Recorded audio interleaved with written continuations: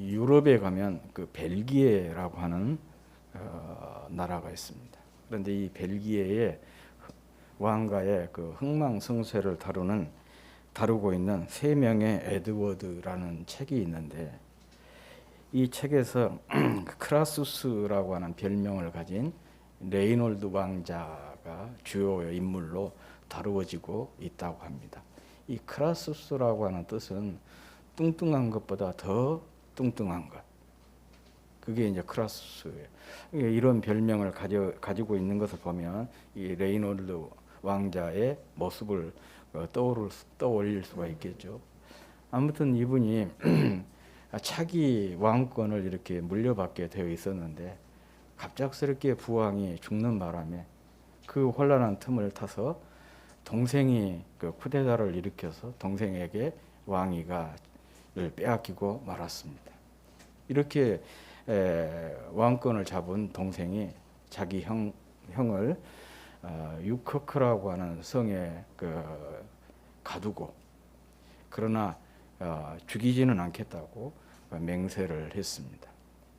그리고 그 성에 감금을 한 뒤에 거기에서 평생 안락하게 살 수 있도록 환경을 잘 만들어주고, 또 창까지 내어서 바깥 세상도 구경하면서 살 수 있도록 해줬다고 그래요. 그러면서 이 동생이 형에게 이렇게 약속을 했어요. 만약에 형님이 이 창문을 통해서 밖으로 나오면 자유인이 될 수가 있습니다. 자유를 내가 보장을 하겠다. 그런데 보시다시피 이 창문이 현재 형님의 그 몸집으로는 비해서 너무 작다. 그러니까 몸 관리를 잘 해서 이 창을 통해서 밖으로 나오면 자유롭게 될 수가 있다. 그렇게 약속을 했대요. 뿐만 아니라 신하들에게도 이 얘기를 했습니다. 만약에 내 형님이 자기 몸 관리를 잘해서 이 창문으로 밖으로 나오면 나는 내 형에게 이 왕권을 물려주겠다. 그러나 자기 몸을 관리하지 못해서 이곳으로 나오지 못한다면 자기 몸 하나 관리하지 못한 사람에게 어떻게 왕국을 맡길 수가 있겠냐, 그런 얘기를 했대요. 그러면서 그 형을 지키는 경비병들에게 이 얘기, 그 명령을 하기를, 매 끼마다 산의 진미 진수성찬으로 형을 대접을 하고, 만약 경우에 간식도 원하면 원하는 만큼 다 주도록 그렇게 명령을 했습니다. 여러분, 이 레이놀드 왕자가 어떻게 되었을 것 같습니까? 나왔을까요? 못 나왔을까요?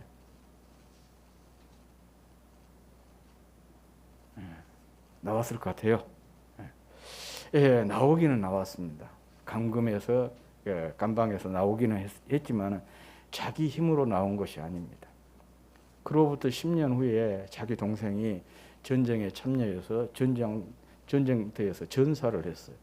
그러니까 이제 자연스럽게 감금이 해제가 되면서 밖으로 나올 수가 있었는데, 그런데 전보다도 그 몸이 더 비대해져 가지고 이게 감옥에서 나온 지 얼마 못 돼서 죽고 말았습니다. 바로 이 레이놀드 왕자의 비극이 무엇일까?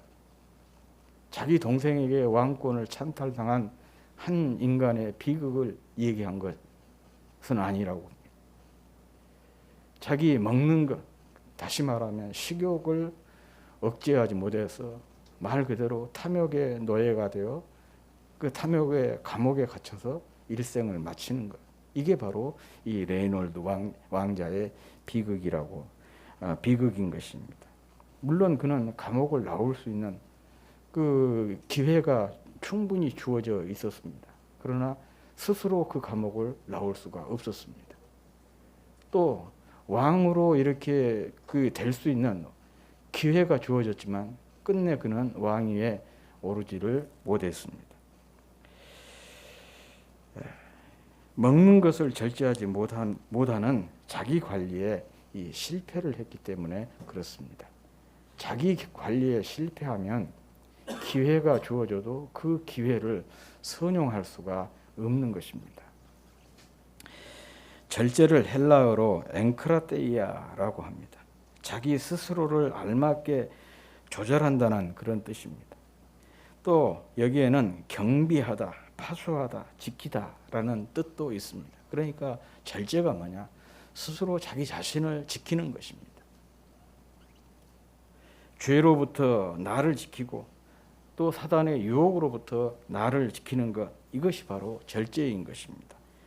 여러 위험으로부터 나를 지키고 방탕이나 방종으로부터 또 탐욕으로부터 나를 지키는 것이 바로 절제인 것입니다. 적극적으로는 하나님께서 허락하신 에덴의 복을 비롯한 모든 신령한 것을 지켜주는 영적 지킴이, 이게 바로 절제인 것입니다. 성령의 열매를 보면 이것이 더욱 분명해져요. 성령의 열매가 9가지로 갈라디아서 5장에 나오고 있지 않습니까? 지금 우리가 필사를 하고 있는데 그 마지막 열매가 절제라고 하는 열매입니다. 이 절제가 맨 나중에 나온 것은 다른 열매에 비해서 비중이 작거나 덜 중요하기 때문이 아닙니다. 오히려 파수하고 지킨다는 절제의 뜻처럼 이 절제가 마지막에 나온 것은 다른 열매를 지키고 완성시키는 것이기 때문에 그렇습니다. 그래서 어떤 분은 절제를 가리켜서 모든 성령의 다른 열매들을 담는 바구니라 그렇게 정의를 했습니다. 그렇습니다. 절제가 없는 자유는 방종이고 절제가 없는 사랑은 방임입니다. 절제 없는 화평은 태만이 되고 또 절제 없는 자비나 양선은 의존적인 거짓 근성을 만들게 됩니다. 또 절제 없는 충성은 탈진에 이르게 하고 절제 없는 온유는 유약한 인간을 만들게 됩니다. 그러니 이 절제라고 하는 것은 성령의 열매를 더욱 빛나게 하고 그 가치를 완성시켜 주는 성품인 것입니다. 절제는 하나님께서 우리에게 주신 복을 잘 지키는 지혜예요. 복을 더욱 복되게 하는 것이 바로 절제라, 이런 말입니다. 주어진 복을 잘 누리는 행복한 인생이 되려면 꼭 절제를 해야 됩니다. 그래서 지난주에 왜 아담과 하와가 에덴이라고 하는 하나님의 그 축복을 지켜내지 못한 이유가 절제하지 못했기 때문이라 그렇게 말씀을 드렸던 것도 같은 이유입니다. 건강도 마찬가지입니다. 더 먹고 싶을 때 숟가락을 놓는 이런 절제, 이것이 바로 장수와 건강의 지름길인 것입니다. 뿐만 아니라 절제는 쓰임을 받는 중요한 원리이기도 합니다. 미군의 경우는 이 비만이 장군 진급의 결격 사유라고 합니다. 아니 실력이 있고 지도력이 있으면 되는 것이지 무슨 뭐 비만이 장군 진급의 결격 사유가 되나. 그래서 이런 말이 있어요. 배 나온 대령은 있어도 배 나온 장군은 없다. 그런 말. 이것이 단순히 어떤 체형 문제가 아닌 것이죠. 배가 나오고 나오지 않는 그런 문제가 아니라 자기 관리의 문제인 것입니다. 자기 관리에 철저하지 못한 사람은 장군과 같은 최고 지휘관이 될 수가 없다는 뜻인 것이죠. 어떤 사람은 뚱뚱한 의사에게는 진료를 받지 않는데요. 왜 그러냐? 아니 자기 몸 하나 관리 못한 사람에게 어떻게 내 몸을 진료해달라고 부탁을 할 수 있냐는 거예요. 자기 몸을 맡길 수 없다는 얘기죠. 절제는 결국 자기 관리입니다. 그래서 영어로 절제를 셀프 컨트롤이라 그렇게 표현하지 않습니까? 자기 통제. 자기 관리에 실패한 사람은 다른 사람에게 인정을 받기가 힘듭니다. 그러니 인정을 받지 못하니까 쓰임을 받을 수가 없는 것이죠. 기회가 주어져도 이 레이놀드 왕자처럼 기회를 놓칠 수밖에 없는 것입니다. 이는 기관이나 사람뿐만 아니라 하나님께도 마찬가지예요. 모든 일에 절제해서 자기 관리에 철저한 사람이 하나님의 사람으로 귀한 일에 귀하게 쓰임을 받을 수가 있는 것입니다. 그 대표적인 예가 이 모세를 들을 수가 있어요. 모세가 혈기방장한 나이 40대, 그가 자기 민족을 돌아볼 생각이 있어서 생각을 가지고 있었는데, 하나님께서 이 혈기방장한 40대의 모세를 내쳤어요. 도리어 살인자가 되게 하고 도망자 신세가 되어서 광야에서 40년 동안 은둔 생활을 하고, 또 왕자, 전에는 왕자였지만 누구도 돕는 사람이 없고 도망자가 되다시피 하니까 이 광야에서 이드로라고 하는 사람 집에 대릴사이가 돼가지고 처가살이하는 그런 신세가 되었던 것이죠. 왜 이렇게 힘이 있고 자기가 뭔가 해보려고 하는 의욕도 있고 또 자기 동족을 사랑하는 이런 마음도 가지고 있는 40대의 모세를 하나님께서 이렇게 마치 헌신짝처럼 내쳐버렸을까? 자기 감정, 자기 열정, 자기 생각, 자기 힘을 절제하지 못한 사람은 하나님께 쓰임받을 수 없다는 것을 잘 보여주고 있는 것이죠. 하나님의 일이라고 하는 것은 자기 힘이나 자기 능력이나 또 자기의 열정, 또 자기 어떤 감정으로 하는 것이 아니에요. 그것을 잘 다스릴 수 있는 사람이 진짜 하나님께 받을 수가 있는 것이죠. 자기 감정을 절제할 줄 아는 사람, 자기 힘을 절제할 줄 아는 사람, 또 자기 생각이라 이런 것들을 열정을 절제할 줄 아는 이런 사람이라야 하나님의 일에 귀하게 쓰임 받을 수 있다는 것을 잘 보여주는 그런 사건인 것입니다. 그래서 바울은 이렇게 오늘 신약 본문에서 이렇게 고백을 하고 있습니다. 내가 내 몸을 쳐 복종하게 하면 내가 남에게 전파한 후에 자기가 도리어 버림이 될까 두려워함이로다. 고린도전서 9장 27절에서 한 바울의 고백입니다. 당시 그리스 아테네는 오늘날 올림픽 경기의 효시라고 할 수 있는 4년마다 올림픽 경기가 열렸다고 그럽니다.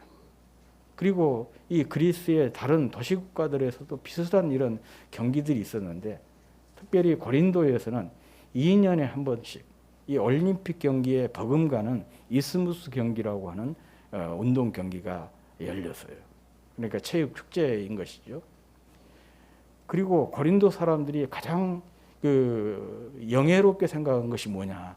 바로 이 이스무스 경기에 선수로 출전하는 것, 그것을 최고의 명예로 생각을 했대요.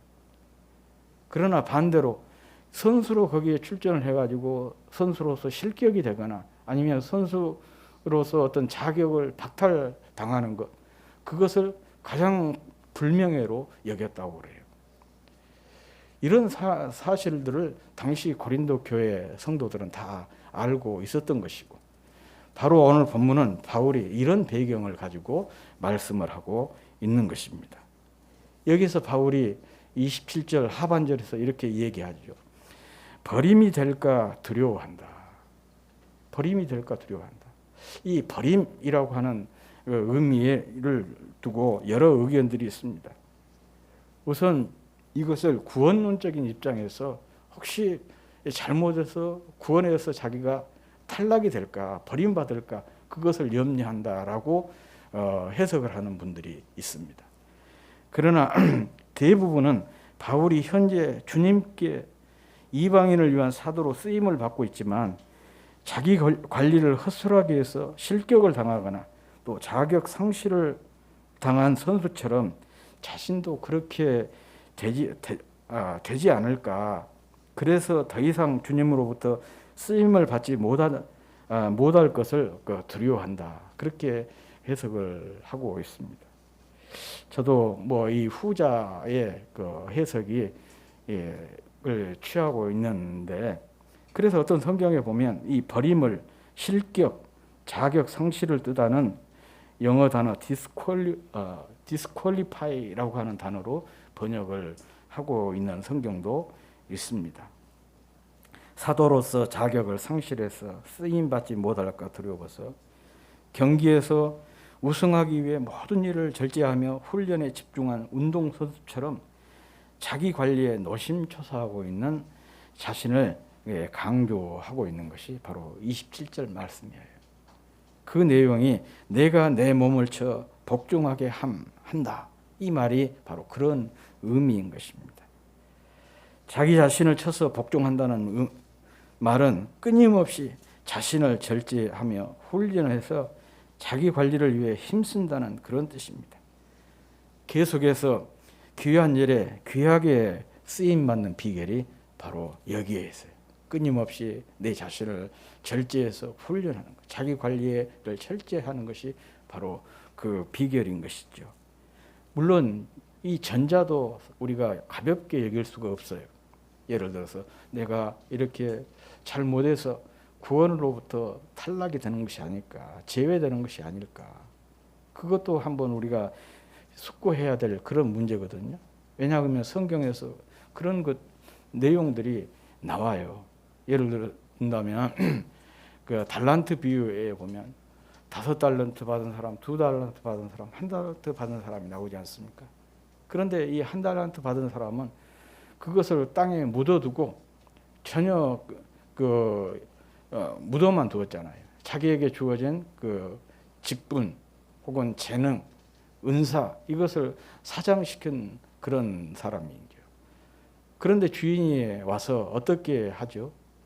그에게 주었던 1달란트 빼앗고 그를 바깥 어두운 데로 내쫓아 버렸습니다. 바깥 어두운 데로 내쫓았다는 의미 자체가 구원을 박탈시켰다. 그런 의미로도 우리가 해석을 할 수가 있거든요. 그래서 이것은 뭐 교리를 떠나서 경험적으로 많은 분들이 그런 얘기를 해요. 직분 사면은 믿음 사면이다. 직분에 소홀히 여기면 믿음에 심각한 손상을 입을 수 있다. 그런 얘기예요.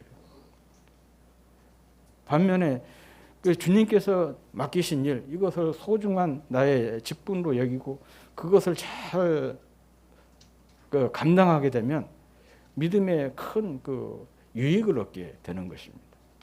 집사의 직분이다. 뭐 그런 것을 떠나서 교사의 직분이다. 이런 것들을 잘 섬기다 보면 내게 큰 영적인 유익이 있어요. 그런데 그런 것들을 소홀히 여기면 결국은 믿음도 쇠약해지고 그 마지막에 가서는 그 믿음을 잃을 가능성이 있는 것이죠. 그런 점에서 내게 맡기신 직분을 정말 소중하게 여기고 그것을 통해서 우리의 믿음을 더 키워가는 그런 기회로 잘 선용을 했으면 좋겠습니다. 이 구약 본문은 사사 입다의 이야기입니다. 그는 참으로 불우한 사람이었습니다. 이스라엘판 홍길동이라고 해도 과언이 아닌 그런 사람입니다. 이 홍길동이나 입다는 둘 다 서자에다가 부모와 형제와 함께 살지 못했고 또 불량배의 우두머리가 되었다는 점에서 비슷합니다. 그렇지만 홍길동보다 입다가 더 비참했어요. 우리가 홍길동전 잘 알고 있잖아요. 홍길동이 집을 나가게 된 동기는 스스로 나갔잖아요. 아버지가 있지만 아버지라고 부르지 못한 것, 형제들이 있지만 형이라고 부르지 못한 그런 서러움 때문에 스스로 집을 나갔는데 입다는 기생의 아들이었고 자기 형제들이 너는 우리 아버지의 분깃이 없다 해서 집에서 그냥 도둑처럼 쫓아버렸어요. 형제들만 그런 것이 아니고 그 마을 사람들까지 고향 사람들까지 입다를 자기 고향에서 쫓아냈습니다. 그래서 입다가 어디로 갔냐?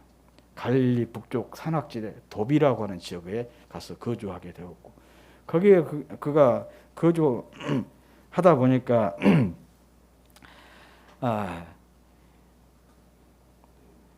고향에서 그에게 잡류들이 모여들어서 그는 그들의 우두머리가 되었습니다. 여기 잡류라는 말이 무슨 말이냐 그러면 할 일이 없는 사람들이란 뜻입니다.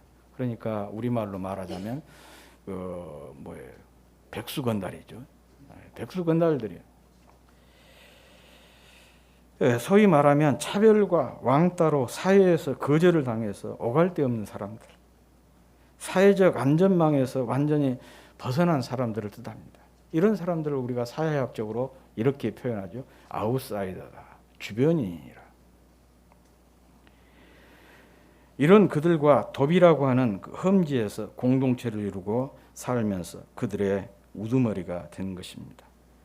아무튼 이 입다를 둘러싼 환경은 참 최악이었습니다. 그런데 앞서 제가 봉독했던 대로 성경은 그를 어떻게 평가를 하고 있느냐. 큰 용사였으니 라고 평가를 하고 있어요. 부모요, 형제들에게 쫓겨나고 마을 사람들에게 쫓겨나서 이런 불량배들의 우두머리로 살고 있었던 그를 성경은 큰 용사였다. 이렇게 평가를 하고 있는 것입니다. 앞에서 말한 대로 그는 인생을 포기하고 사회의 암적 존재가 될 수 있는 모든 조건을 다 갖추고 있는 사람이었습니다. 얼마든지 자신을 차별하는 세상을 저주하고 자신을 학대해서 내쫓은 형제, 고향 사람들에게 복수할 수도 있었습니다. 게다가 그에게는 따르는 사람들이 있었잖아요. 그런데 그 따르는 사람들이 어떤 사람들이었죠? 불량배들이었잖아요. 사회에 대해서 불만을 가진 사람들이었습니다. 그가 그들의 우두머리였으니까 그들을 부추겨서 세상을 불지를 수도 있었던 것이죠. 침략의 기회를 엿보는 그 적과 이렇게 적의 앞잡이가 되어서 자기 형제, 자기 고향 사람들에게 복수의 칼이 되고 복수의 창이 되고 복수의 화살이 될 수도 있었습니다. 그런데 그는 이런 일에 자신의 인생을 낭비하지 않았습니다. 자기를 잘 관리해서 성장시키는 일에 전념을 했던 것입니다.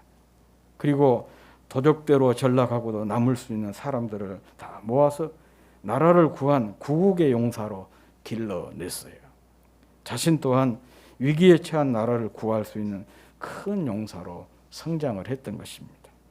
그래서 위기를 만났을 때 생각이 난 사람, 거절을 했던 사람들이 찾아와서 무릎을 꿇고 자신들의 지도자가 되어달라고 간청할 만큼 탁월한 사람이 되었습니다.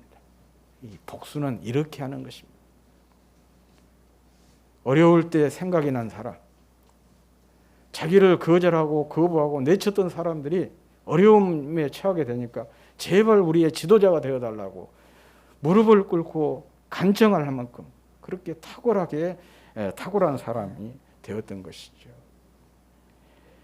이렇게 불우한 인생, 또 불우한 환경에 처한 그가 민족을 구한 큰 용사, 곧 불후의 사람이 되었습니다. 이 모두가 절제하면서 자기를 잘 관리한 결과입니다. 그래서 모두에게 필요한 탁월한 사람으로 성장할 수가 있었던 것입니다. 하나님은 바로 이런 사람을 민족의 구원자로 사용하신 것입니다. 입다라는 이름은 하나님이 열다라는 그런 뜻이에요. 그는 사방이 꽉 막히고 굳게 닫힌 인생이었습니다. 그런데 하나님께서 그 인생을 열어주셨어요. 하나님께서 열어주시니까, 그래서 하나님께서 사용하시니까 기생의 아들이 큰 용사가 되었던 것입니다. 가족에게, 고향 사람들에게 버림받은 그가 위기에 처한 나라를 구한 사사가 되었습니다.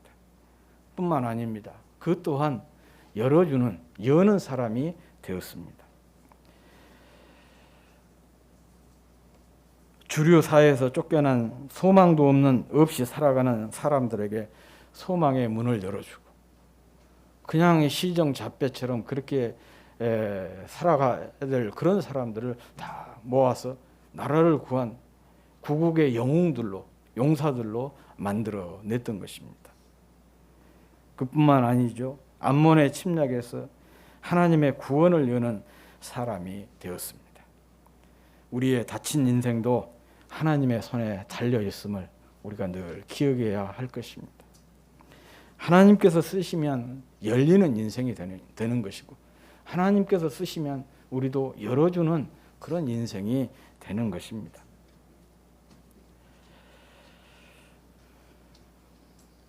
우스갯소리 같지만 코털 잘못 뽑아서 파상풍에 걸려 죽은 사람도 있지 않습니까? 참 이 말이 가만 곱씹어 보면은 의미가 있어요. 병의 크기나 심각성, 문제의 크기나 심각성이 문제가 아니라는 것이에요.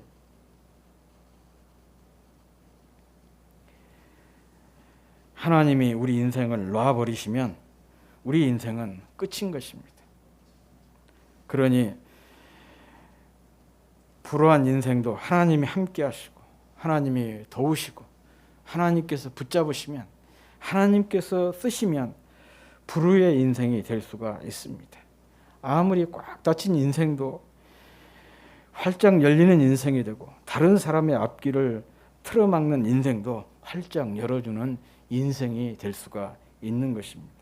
그러므로 하나님께서 함께 하시는 인생, 하나님께서 도와주시는 인생, 하나님께서 붙들어 주시는 인생, 하나님께서 유용하게 사용하시는 그런 인생이 될 수 있기를 주의 이름으로 축복합니다.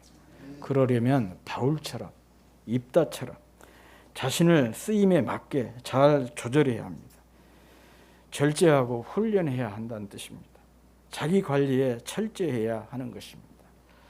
절제가 유용하게 하나님께 쓰임받는 비결입니다. 하나님께서 유용하게 쓰실 수 있도록 모든 일에 절제할 수 있는 저와 여러분이 될 수 있기를 주의 이름으로 축복합니다.